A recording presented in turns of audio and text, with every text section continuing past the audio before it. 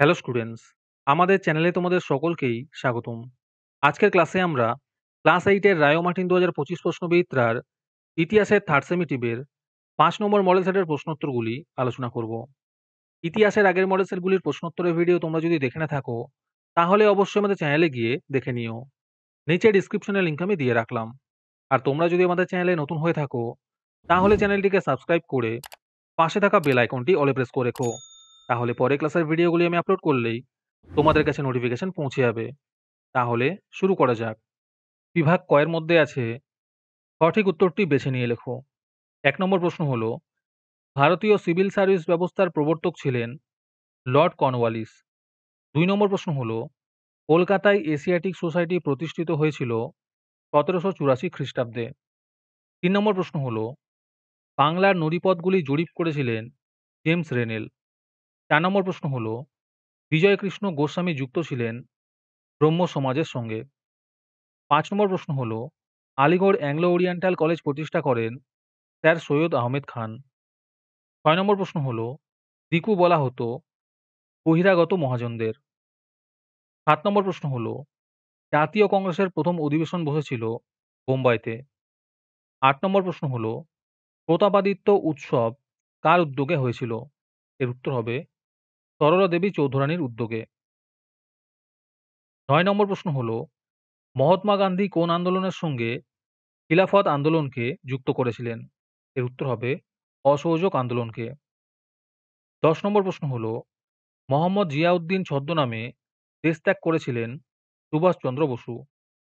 ১১ নম্বর প্রশ্ন হলো, সাম্প্রদায়িক বাটোয়ারা নীতি ঘোষণা করেছিলেন র্যামসে ম্যাকডোনাল্ড। ১২ নম্বর প্রশ্ন হলো, ইউনিয়নিস্ট পার্টির নেতা ছিলেন স্যার সিকন্দর হায়াত খান।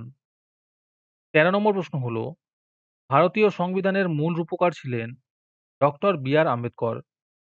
১৪ নম্বর প্রশ্ন হলো, রাষ্ট্রপতি দ্বারা নিযুক্ত রাজ্যসভার সদস্য সংখ্যা ছিল ১২। তারপরে বিভাগ খ এর মধ্যে আছে একটি বাক্যে উত্তর দাও।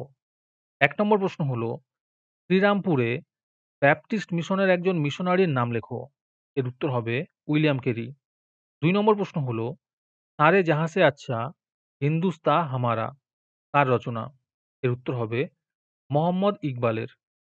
৩ নম্বর প্রশ্ন হলো, রাজ্যসভায় সভাপতিত্ব করেন কে? এর উত্তর হবে উপরাষ্ট্রপতি।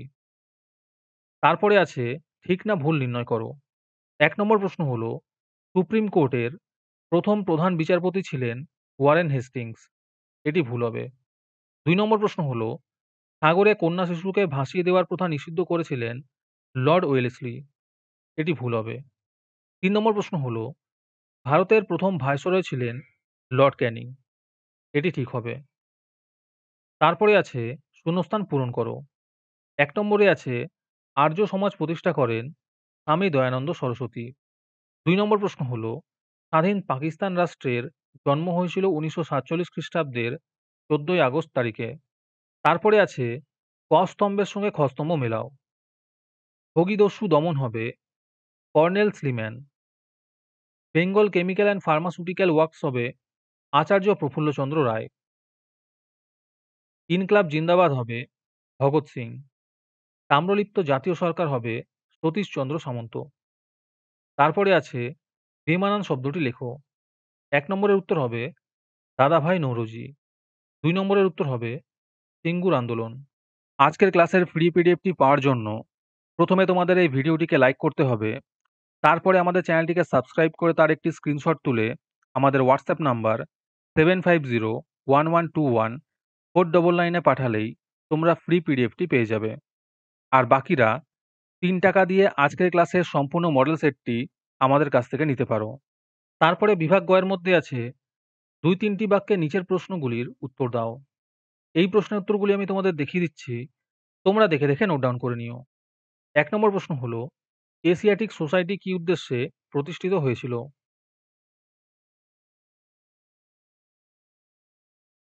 একের অথবাতে আছে হিন্দু কলেজ প্রতিষ্ঠায় কারা উদ্যোগী হয়েছিলেন?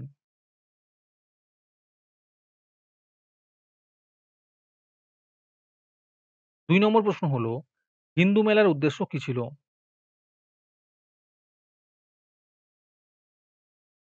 ২ এর অথবাতে আছে মুন্ডা বিদ্রোহের কারণ কি ছিল?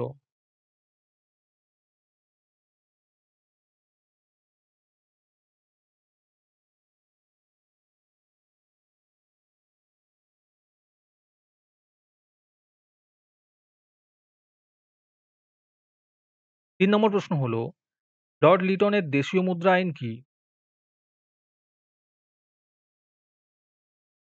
৩ নম্বর প্রশ্ন হলো, লর্ড লিটনের দেশীয় মুদ্রণ আইন কি?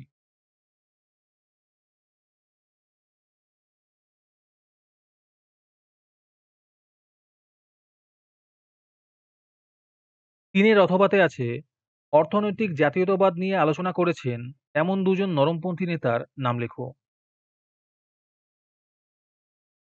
৪ নম্বর প্রশ্ন হলো, স্বরাজ্যপন্থী কাদের কেন বলা হতো? ৪ এর অথবাতে আছে, সুভাষচন্দ্র বসু জাতীয় কংগ্রেসের কোন কোন অধিবেশনে সভাপতি হয়েছিলেন? ৫ নম্বর প্রশ্ন হলো, অল ইন্ডিয়া মুসলিম লীগের লক্ষ্য কি ছিল?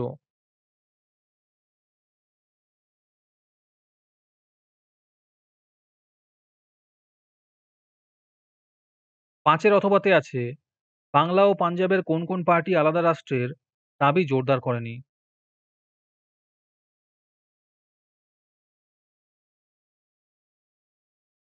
৬ নম্বর প্রশ্ন হলো, ভারতীয় সংবিধানে ধর্মনিরপেক্ষ বলতে কি বোঝানো হয়েছে?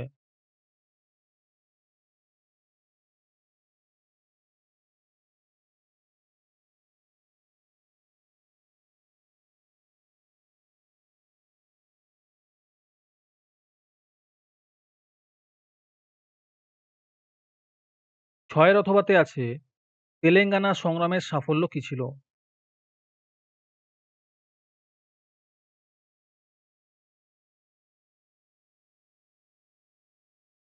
তারপরে বিভাগ ঘ এর মধ্যে আছে, নিম্নলিখিত প্রশ্নগুলির ৪-৫ টি বাক্যের সংক্ষিপ্ত উত্তর দাও।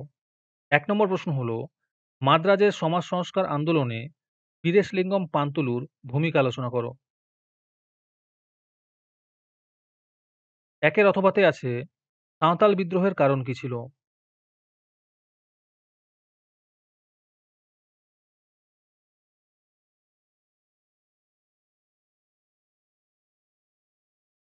২ নম্বর প্রশ্ন হলো, ইলবার্ট বিল বিতর্ক কি?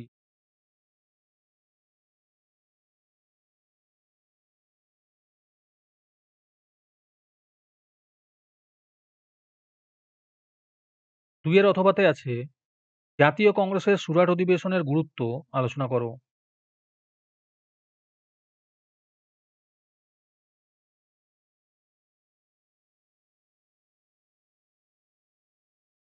৩ নম্বর প্রশ্ন হলো, কোন ঘটনার পরিপ্রেক্ষিতে মহাত্মা গান্ধী অসহযোগ আন্দোলন প্রত্যাহার করে নিয়েছিলেন? ৩ এর অথবাতে আছে, আজাদ হিন্দ বাহিনীর ব্যর্থতার কারণ কি ছিল?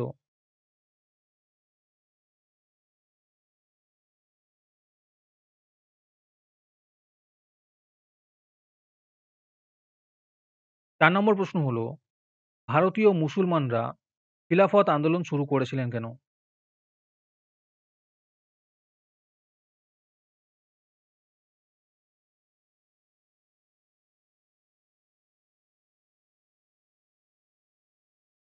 ৪ এর অথবাতে আছে, মুসলিম লীগের পাকিস্তান প্রস্তাব কি?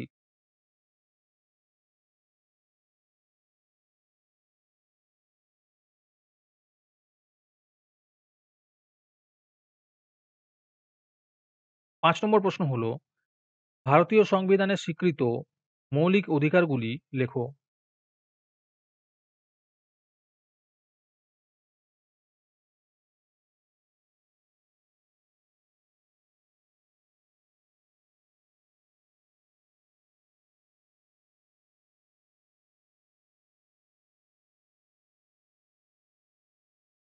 অথবাতে আছে, চিপকো আন্দোলনের মূল দাবিগুলি কি ছিল?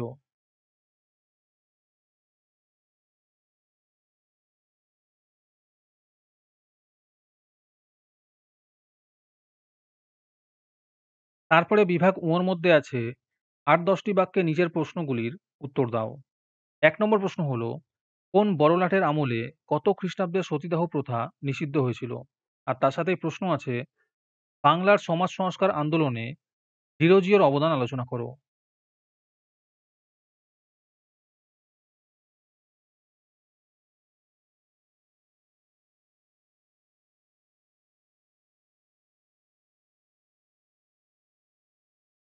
একের অথবাতে আছে ১৮৫৭ খ্রিস্টাব্দের বিদ্রোহে কৃষক ও জমিদারেরা কেন অংশগ্রহণ করেছিল? আর তার সাথেই প্রশ্ন আছে, মহাবিদ্রোহের দুজন নেতার নাম লেখো।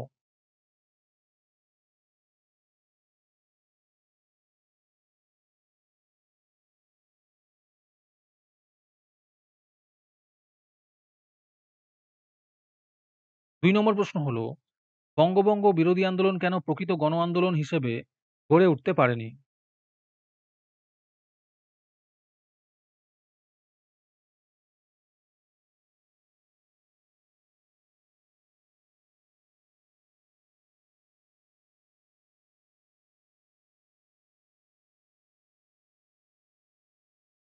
২ এর অথবাতে আছে, বাংলার বিপ্লবী আন্দোলনে গুপ্ত সমিতিগুলির অবদান বিবৃত করো।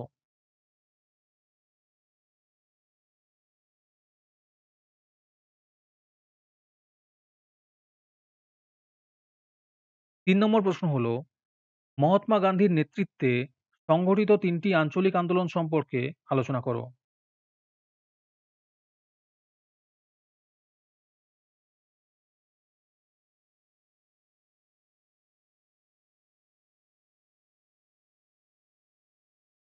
'অথবাতে আছে ১৯৪৬ খ্রিস্টাব্দের নৌবিদ্রোহের টিকা লেখো।